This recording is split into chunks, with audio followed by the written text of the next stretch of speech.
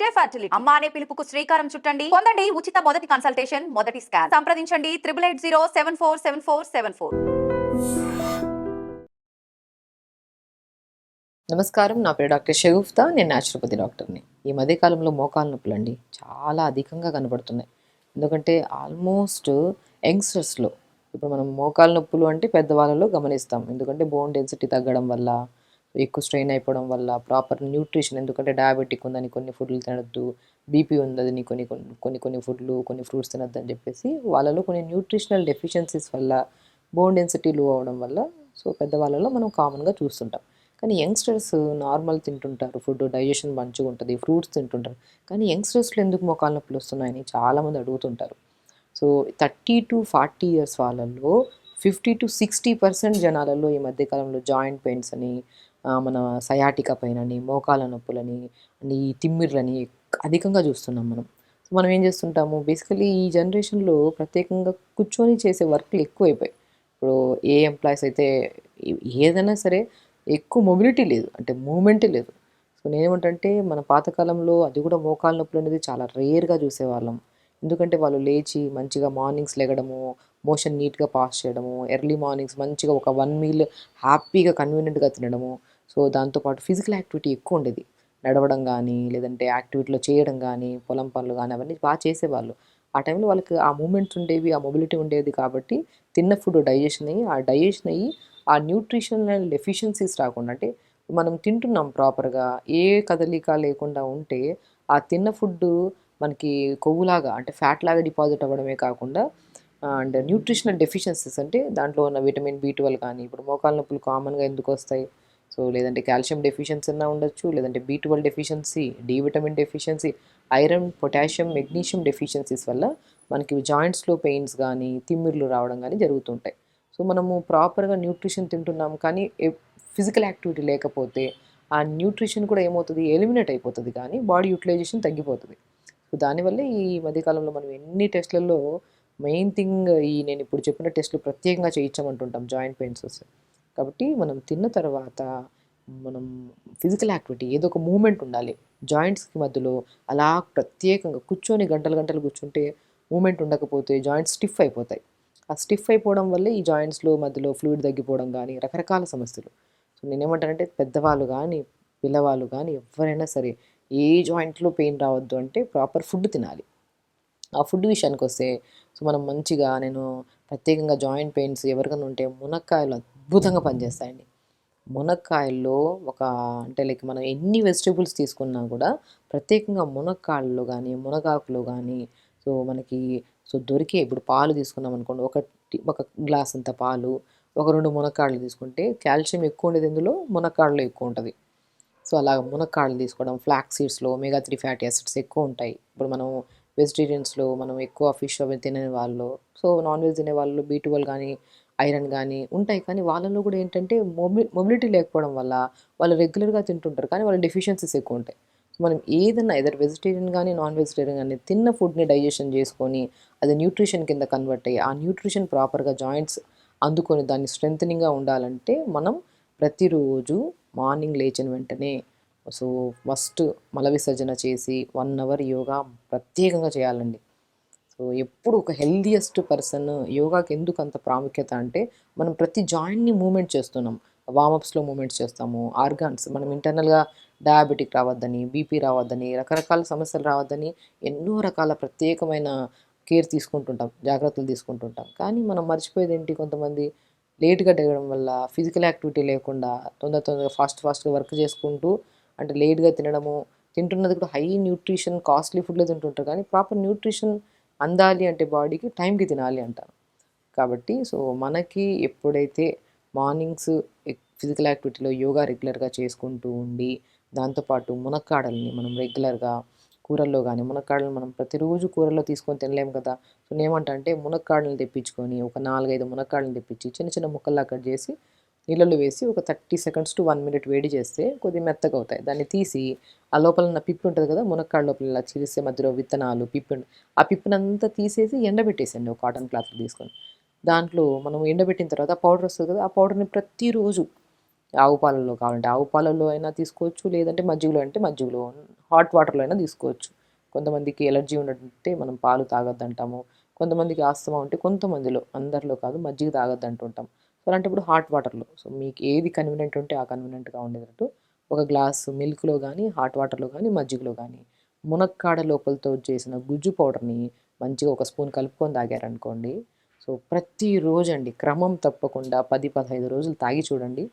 అద్భుతంగా not only మీరు ప్రయత్నిస్తున్నప్పుడు మీరు జాయింట్ పెయిన్‌లో మోకాలు నొప్పులు వచ్చిందని మీరు తాగుతుండొచ్చు. కానీ ఎక్కడ ఏ జాయింట్‌లో స్టిఫ్‌నెస్, పెయిన్స్ అండ్ తిమ్మిర్లు, బలహీనతలు కూడా రాకుండా ఆ మునక్కాడ లోపల గుజ్జు పౌడర్‌ని మనం పాలలో గానీ ఇలా కలుపుకొని తాగడం వల్ల, హాట్ వాటర్‌లో గానీ డిపెండ్స్, తాగడం వల్ల మీకు అన్ని జాయింట్స్ ఎనర్జిటిక్‌గా ఉంటాయి.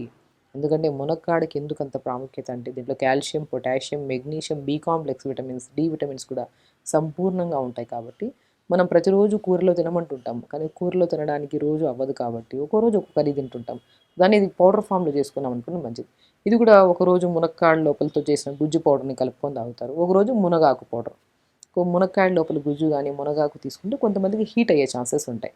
కొద్దిగా బాడీ హీట్ అయ్యే ఛాన్సెస్ ఉంటాయి. అప్పుడు మనం ఏం చేస్తాం, ఒక ఇలాచీని క్రష్ చేసి యాలుకని పౌడర్‌ని కొద్దిగా కలుపుకొని అది మజ్జిగలో గానీ, హాట్ వాటర్‌లో గానీ, నీళ్ళలో గానీ మీకు ఎలా కన్వీనియంట్ అయితే అలా కన్వీనియంట్‌లో ఓ రోజు మునక్కాడ లోపల గుజ్జు పౌడరు, కొద్దిగా ఇలాచి కలుపుకొని తాగారనుకోండి.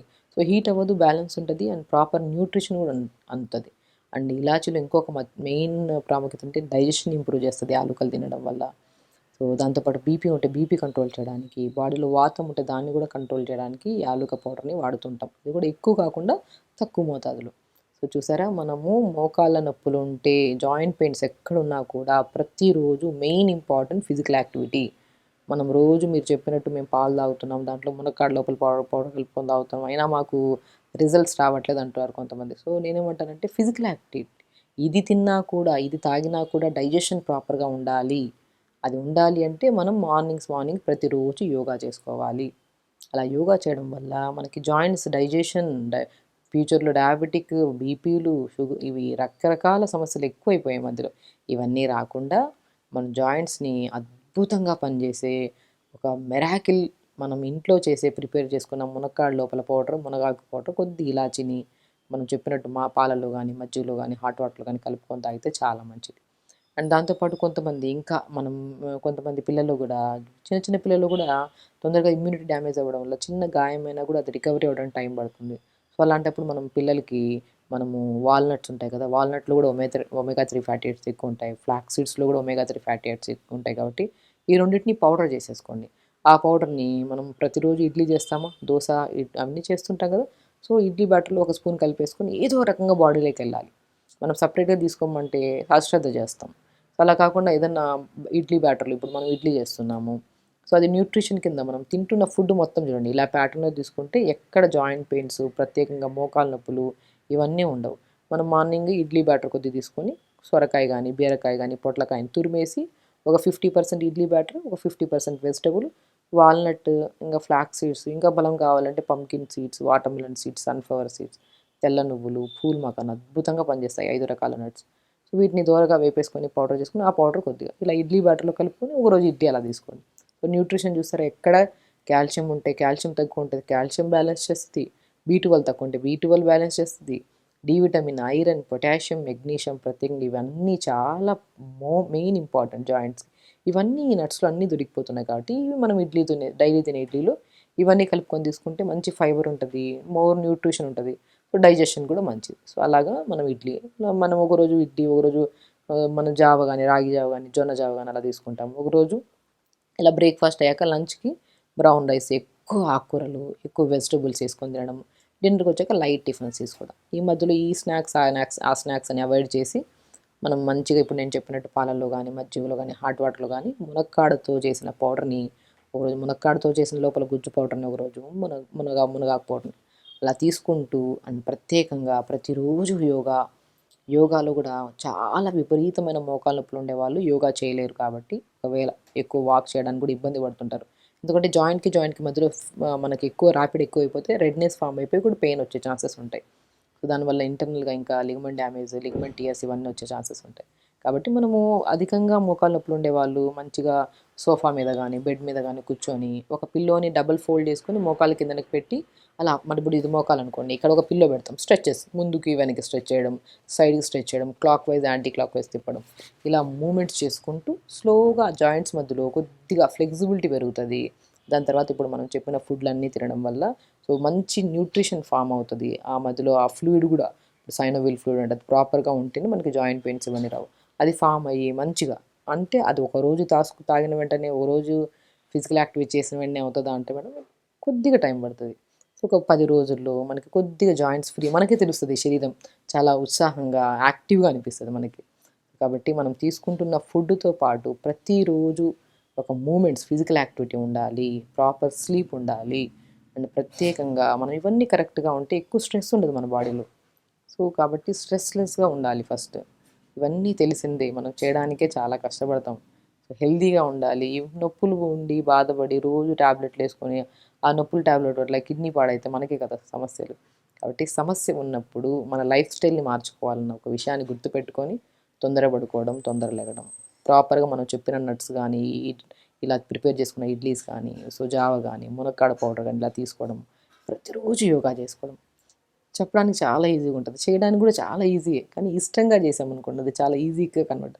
కష్టంగా అరే చెయ్యాలా అన్న తత్వంతో చేస్తే ఎవరికైనా ఇబ్బంది అవుతుంది. హెల్తీగా ఉండడం చాలా ప్రాముఖ్యత అండి. ఈ జనరేషన్ అని కాదు, ఏ జనరేషన్ అయినా సరే హెల్త్ పాడైతే మనం ఎంత ఉన్నా కూడా, మనకి ఎంత మనం సంపాదించుకున్నా ఎంత ఉన్నా కూడా హెల్త్ పాడైతే మాత్రం చాలా ఇబ్బంది పడతాం. సో అందరినీ డాక్టర్స్ మారుస్తూ ఉంటాం, వాళ్ళ దగ్గర ఇచ్చింది వీళ్ళ దగ్గర అందరిది వాడతాం, కానీ ఫలితం ఉండక నిరుత్సాహపడిపోతుంటాం. ఇప్పుడు మనం చెప్పింది కూడా బేసిక్ థింగ్, మీరు మా దగ్గర కూడా రావాల్సిన అవసరం లేదు. సింపుల్గా మీరు ఇంట్లోనే ఇప్పుడు మునక్కాడ లోపల పౌడర్ ఒకసారి విన్న తర్వాత వదిలేయకుండా అది ప్రిపేర్ చేసుకొని వాడితే ఇంకా అద్భుతంగా పనిచేస్తుంది. అండ్ దానివల్ల మనం ఒక వీడియో చూసి నేర్చుకున్న దాన్ని మనం వదిలేయకుండా ప్రతిరోజు ఇలా చేసుకోవడం వల్ల చాలా మంచి యూజ్ అవుతుంది. కాబట్టి మోకాల నొప్పులు కానీ జాయింట్ పెయిన్స్ ఉండేవాళ్ళు మనం చెప్పిన పద్ధతిలో చేసుకుంటూ, ఇంకా విపరీతమైన నొప్పులు ఉంటే మన కొబ్బరి నూనె కానీ, ఆముదం నూనె కానీ, ఇంకా నువ్వుల నూనె అయినా పర్లేదు, 4-5 ఆప్షన్స్ ఇస్తున్నాను, మీకు ఏది కన్వీనియంట్ ఉంటుంది.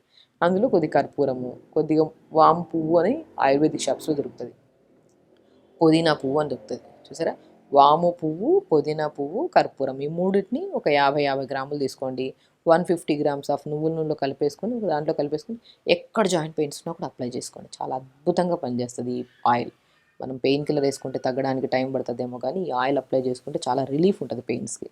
ఇవన్నీ చేయండి, ఎక్కడ జాయింట్ పెయిన్స్ ఉన్నా కూడా తగ్గించుకోండి. హెల్తీగా ఉండండి, హ్యాపీగా. నమస్కారం.